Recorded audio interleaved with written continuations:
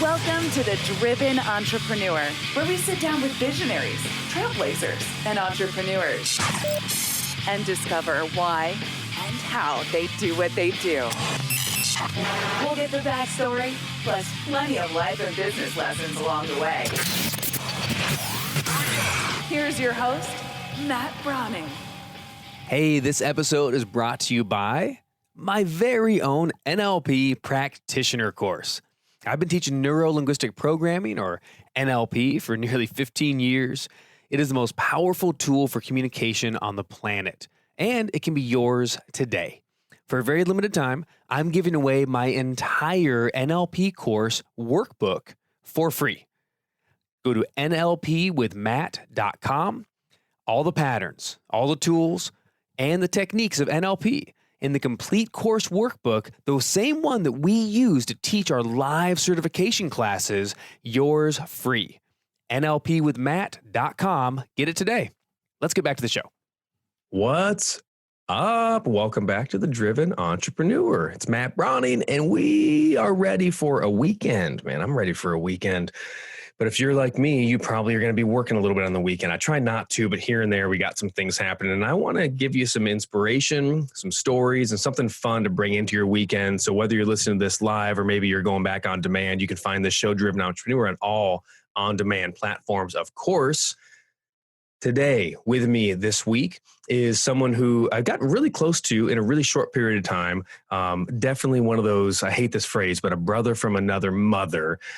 We have been hanging out at a podcast conference with our dear friend Steve Olsher way earlier in the year, the New Media Summit.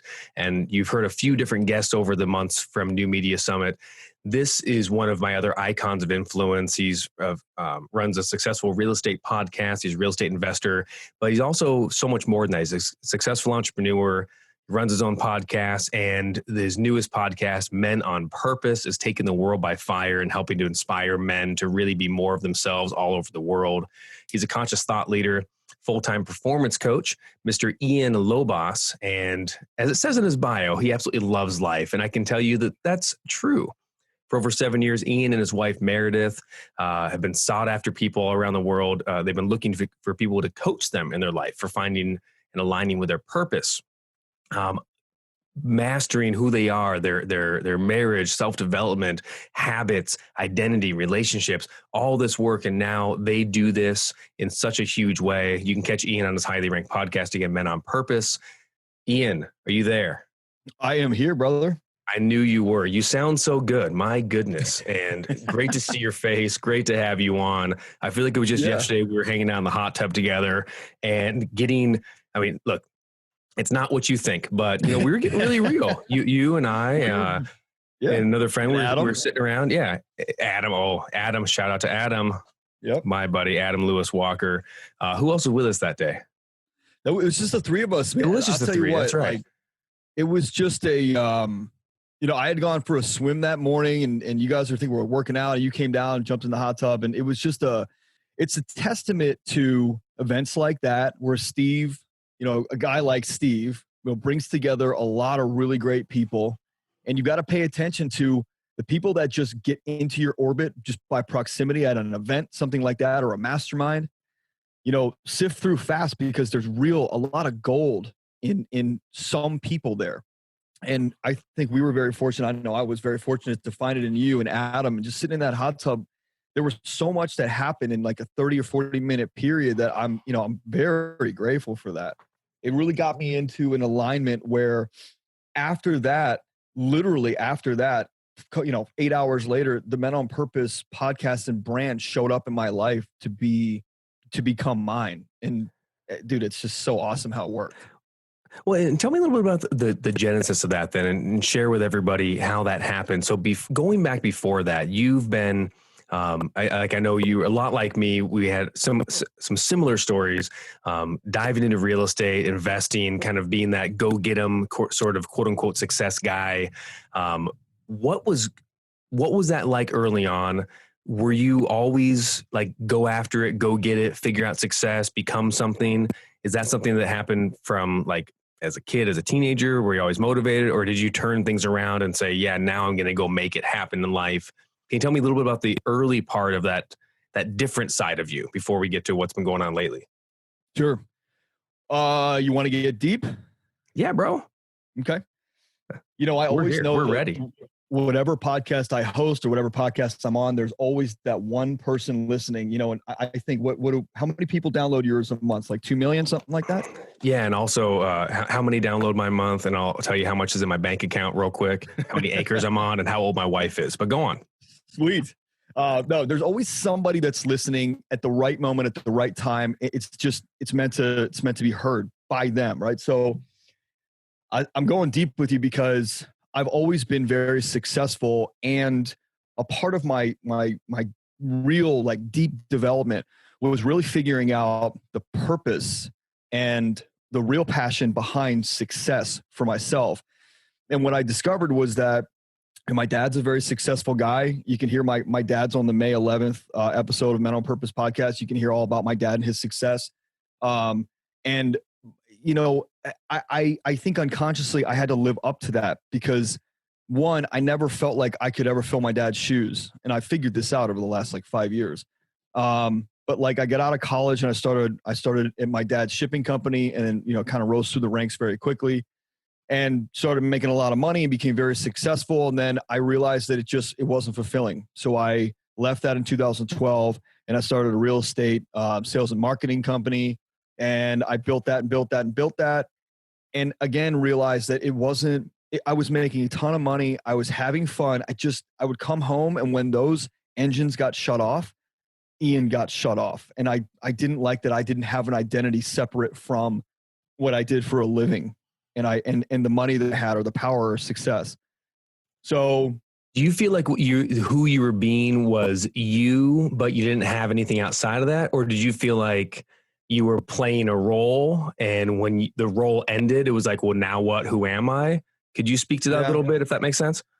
Totally. Yeah, it's still a little weird to talk about. I called myself an actor. Like, I'm a naturally very introverted person, and if you ever meet me in, which, you know, you've met me in person, you don't think I'm introverted at all. But that's the sort of, you know, the actor side of me. And I would always say, like, my dad would always tell me, like, get up in the morning and you can do whatever or be whoever you need to be when, you know, the curtain's closed.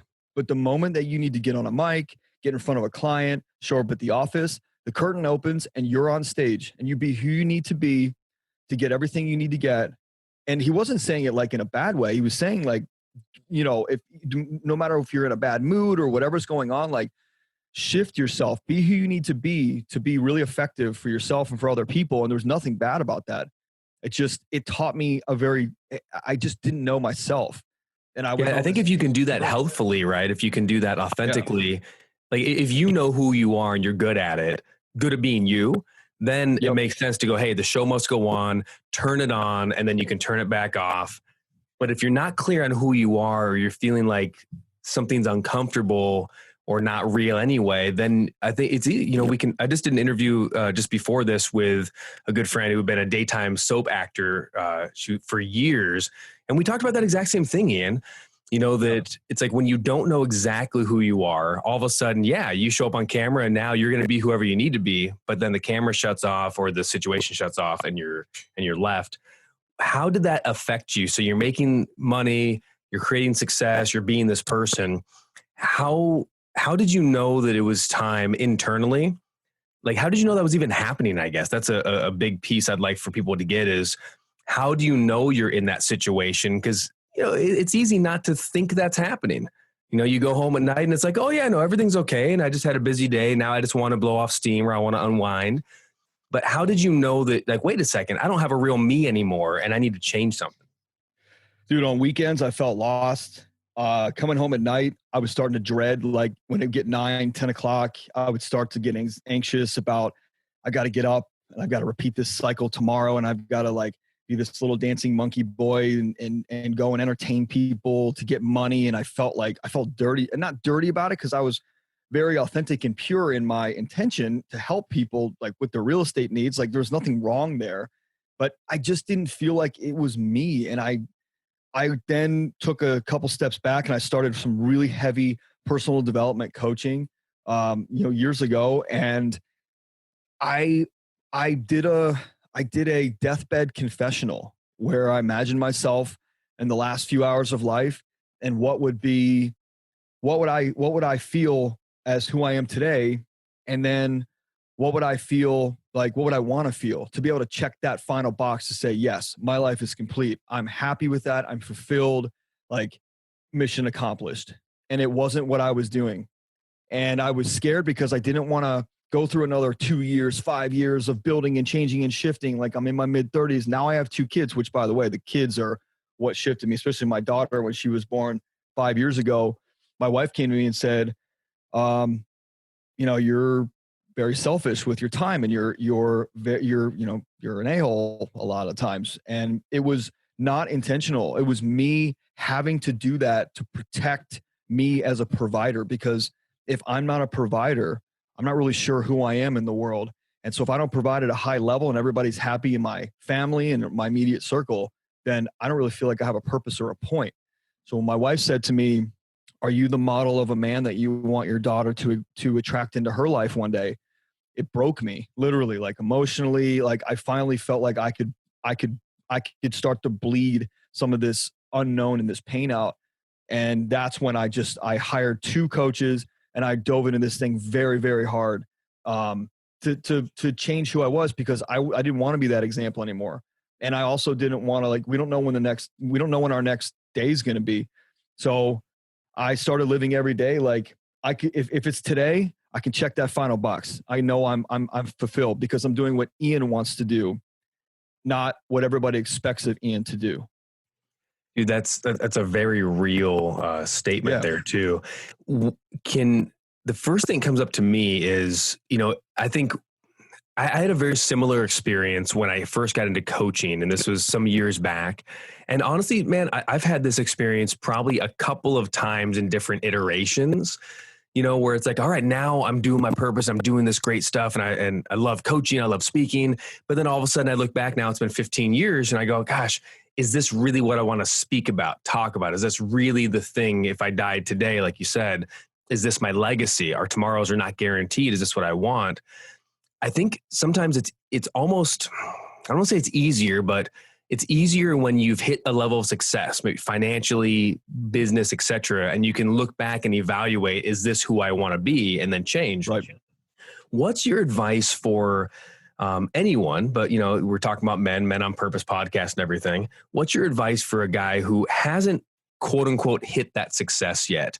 Maybe financially, I'm paycheck to paycheck. And I am in that position, right? Where, hey, I got to work and I got to show up and I got to get the Benjamins and I'm not liking it anymore. I know it's not what I really desire to be, et cetera. What do you do when you don't have, I don't know, the luxury maybe? I don't know what the right word is, but does that make sense? What do you do when you feel like you haven't hit it, to get out of the grind, to start doing something that you actually care about? And not just career-wise, right? Living life the way you care about it. There's a couple of different things. One of them is really owning and honoring and understanding your goals. Goal setting, but really understanding if they are your goals or if they are the Instagram account that you watch that has jets and yachts and $20 million houses, and you're stuck making 40 grand a year and you're dreaming of that. Meanwhile, your mindset's not there, your skill set's not there, and you certainly aren't willing or don't know if you're willing or not to do that level of work because you haven't stepped out and actually taken action. So I always tell people, paint goals that are really yours, not realistic because you got to stretch a little bit.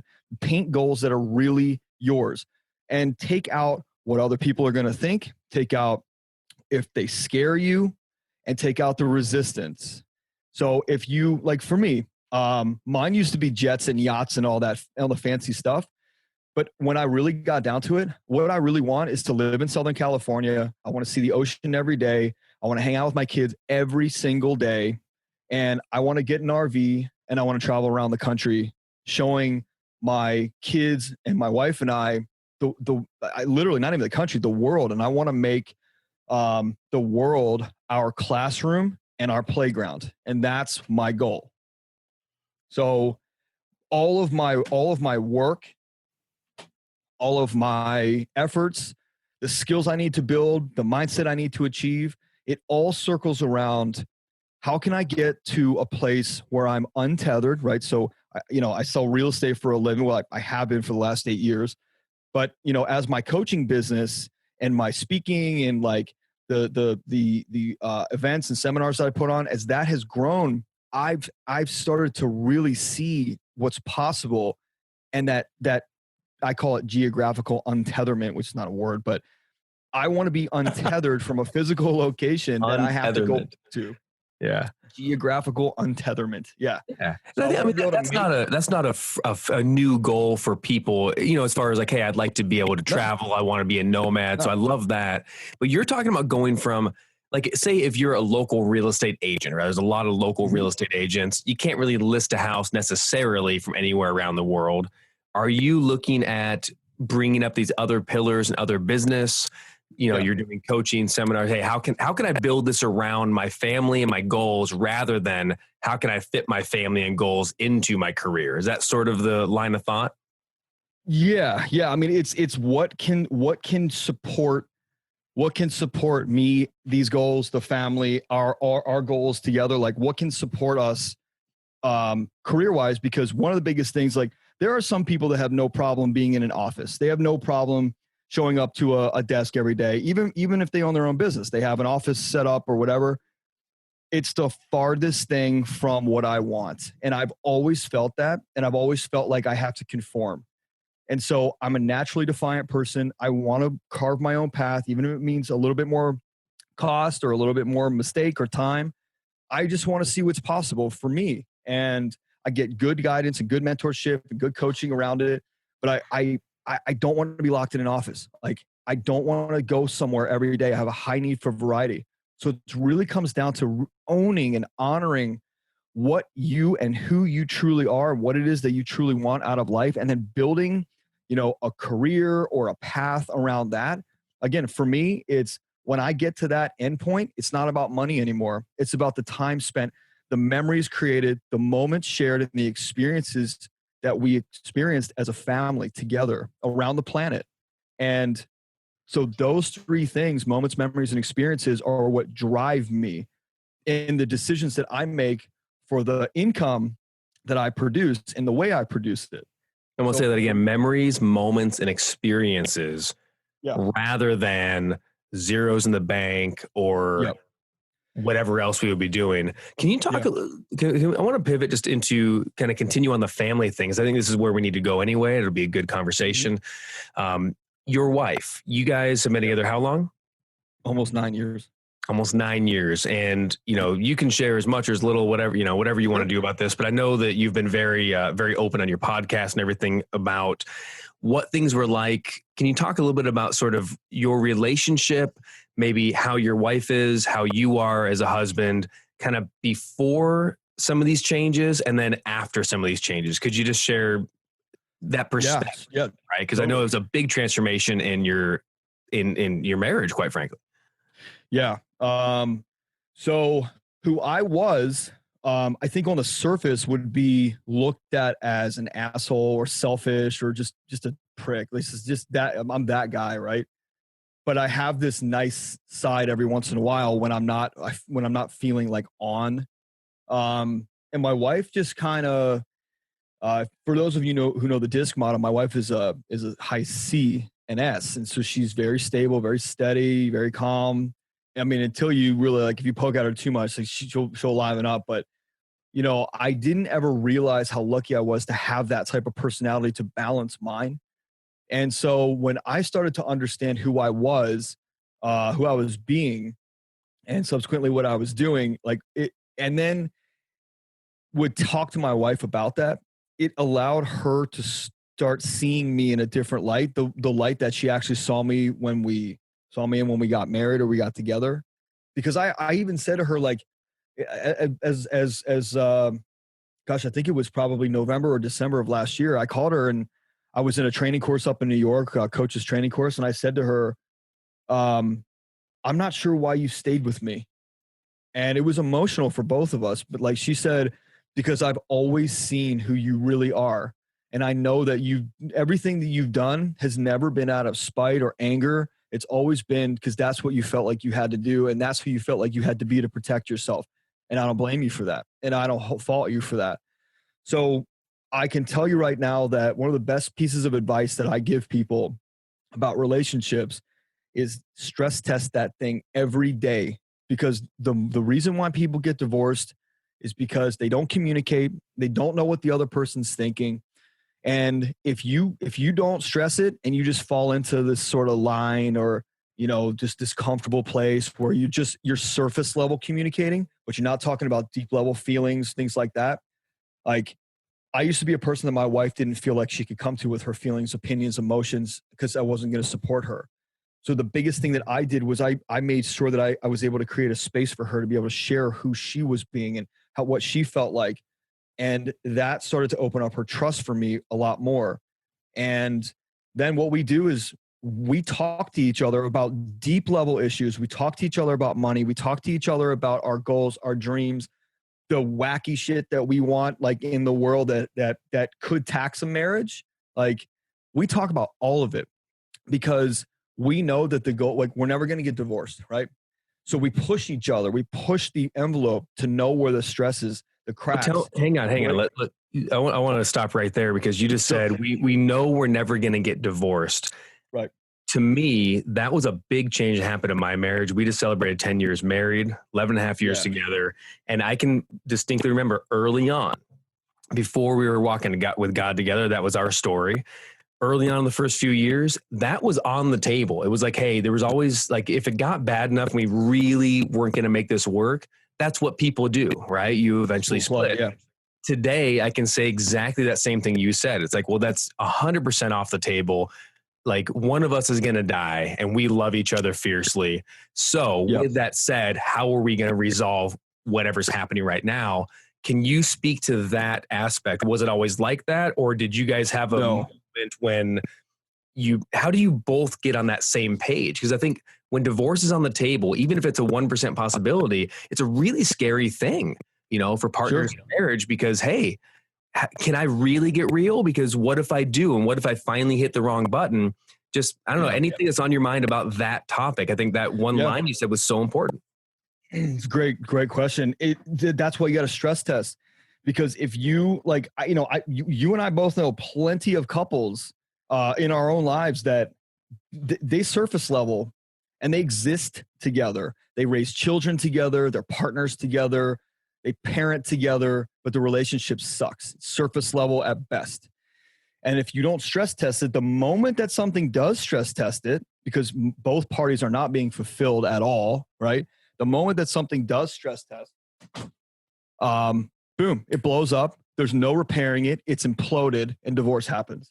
So that was absolutely on the table 4 years ago. 4 years ago, it was on the table. We were starting to have conversations about splitting money, splitting assets. And I just said, I'll give you everything. And then, at that moment, I had a couple people in my life, my dad being one of them, an attorney being another one, who said, look, you're an interesting, unique guy. Your daughter is your world, but you don't understand how to pour yourself in there. Like, there's a likelihood that your wife is going to be with somebody else that's not like you, because the likelihood that she's going to go back down that road with a guy like you again, it's highly unlikely.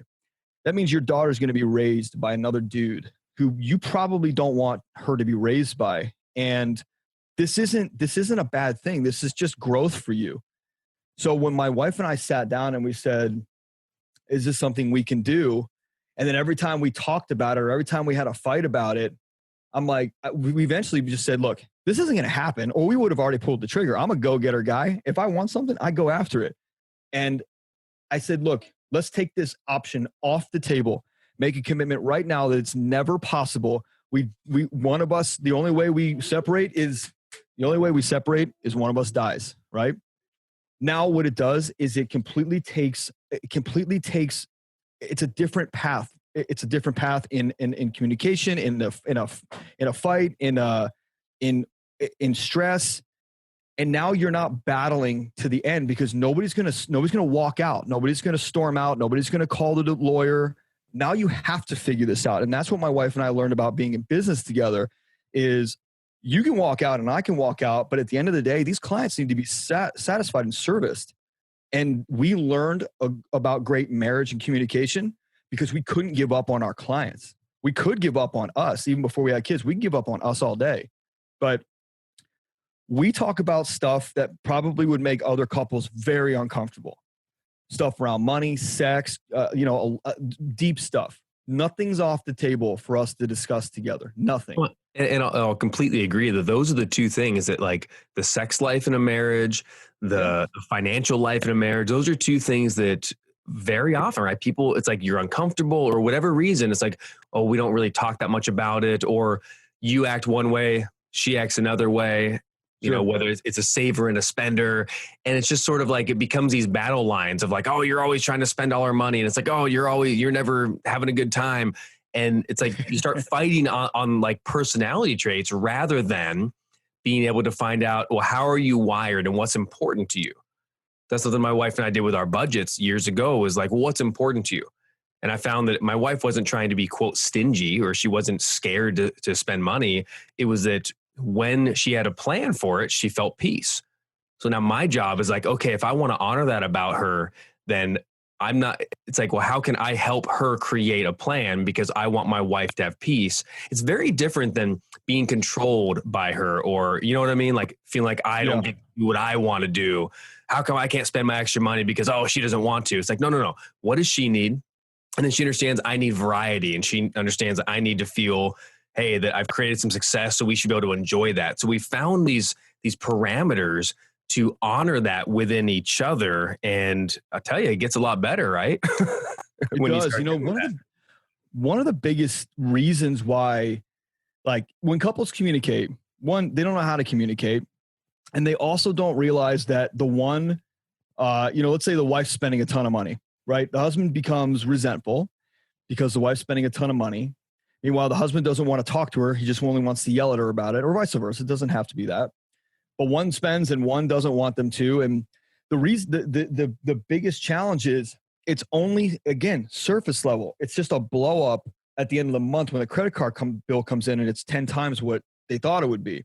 But they're not going deep enough with their own development and understanding of themselves to be able to know that spending is the result of something.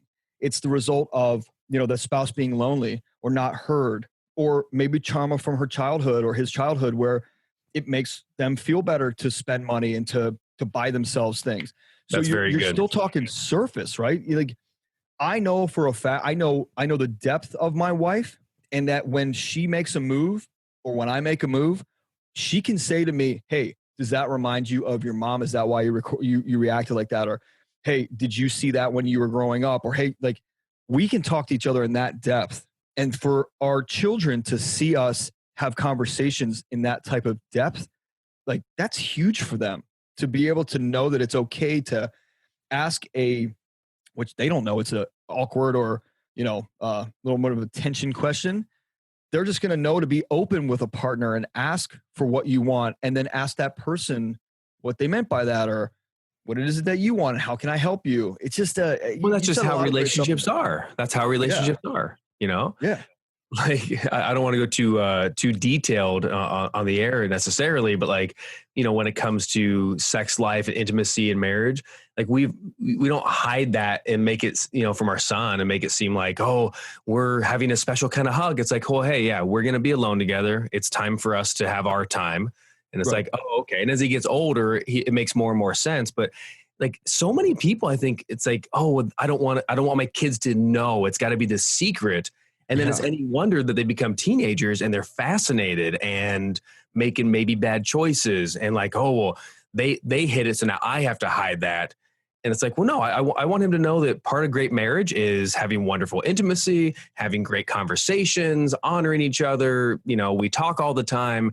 And if he just sees that growing up, and it's like, yeah, and when you grow up, that's what you're going to find a wife, and you'll be doing the same thing. And it's like, to me, it's like the more, not just, it's not as much surface and deep, although it's part of it. But the more you can just bring what's happening, that's really happening, to the surface and deal with things in a healthy way and bring them out and like not hide things away. Like when you're hiding things away, they start decaying and start smelling. And even if you're not trying to hide something that seems to be negative, sometimes we hide, that we're having an argument. It's like, hey, mom and dad argue. And watch how we argued, and now watch how we honored each other, and now watch how we resolved it, and watch how we forgave each other so quickly. That's what life is, right? It's conflict is real. Don't hide from it. What's your, I don't know, stance? That's strong of a word, but what's your take on like conflict in arguments and forgiveness? Because I know you guys now at this point, you have no issue going deep. You have no issue saying what's real, but that's going to sometimes hurt feelings. It's going to offend, or it's going to, it's going to frustrate you, maybe make someone angry. Can you talk a little bit about the resolution side of it and what you've seen in that real and authentic side of resolution for conflicts? Sure. Yeah. I mean, we keep things really simple. And like you had mentioned, offending somebody, like if you think about what we as human beings make meaning out of and through and for, it's literally every moment of your life. And the moment that you can pull meaning, or what somebody means by that, or what's going on there, or why'd they say it like that in that tone, when you can get over that and really rise to a totally new level of listening and understanding someone else, especially other human beings and yourself for that matter. Because people by themselves will say, why did I do that? Why can't I do this? What's happening with me? What's going on? What's this mean? Stop it. Stop all of that. Because all you're spending is your mind share and your brain power on trying to figure out what something meant, when all it is just emotions based on your past conditioning and trauma. So my wife and I have an agreement that we won't make meaning out of things. So if I say something in a way I'm a little aggressive, a little abrasive, I say something in a way that, is a different tone, the conversation doesn't stop because of my tone. How could you say it that way? Now I'm mad at how you spoke. And the whole argument is about how you approached it rather than what you were arguing about in the first place, right? And now you get nothing done because now I've got to defend myself because, God, I didn't mean it like that. I just said it like that. I'm just frustrated. Why are you frustrated with me? It gets crazy, right? So when you can take meaning out of a conversation, especially a conflict conversation where you don't agree with someone else, you get to have a conversation on the depth, not the surface. You get to erase all the meaning, all the BS, this is what I feel. Stop feeling things. Talk to me about what came up for you. Think about it. No, I'm serious. Like I'm just imagining telling my wife, stop feeling things. That would be like, stop breathing. We have conversations around what we feel and like what we're feeling. Like it isn't.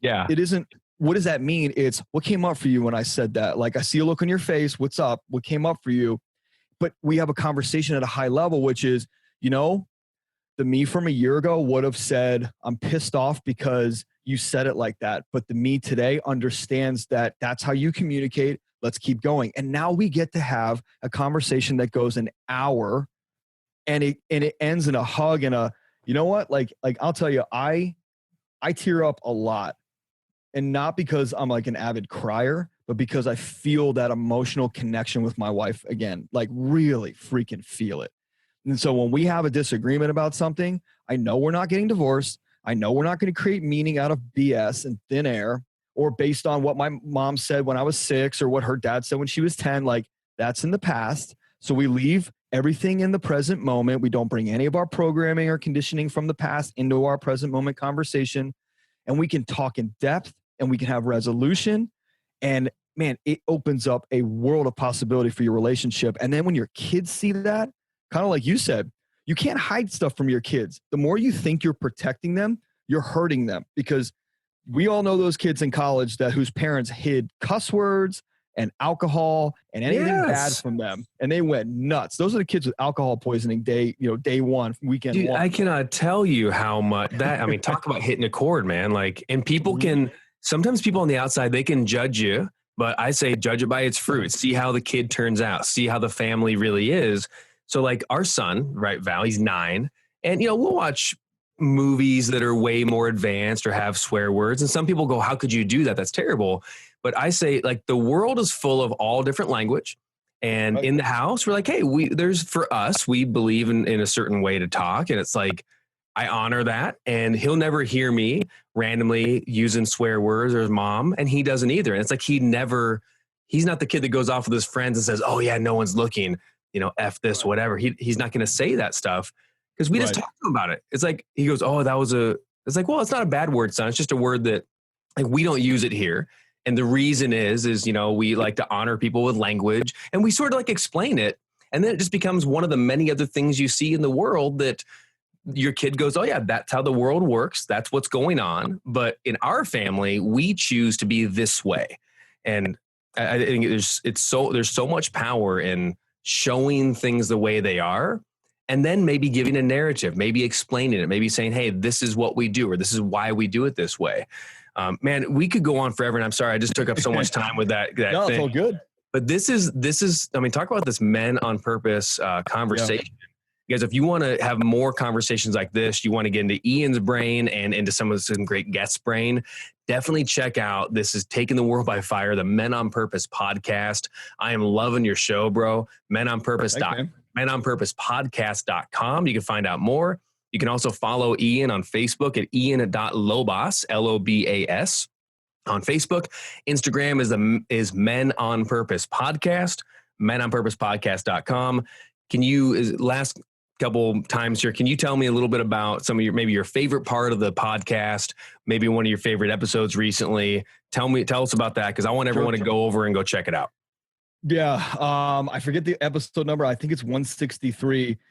I brought my dad on, and I wanted to honor my dad as being a man on purpose who taught me to be a man on purpose. And no matter how many coaches I have or how much money I spend on coaching every month or every year, like, I always go back to my dad to get the best advice.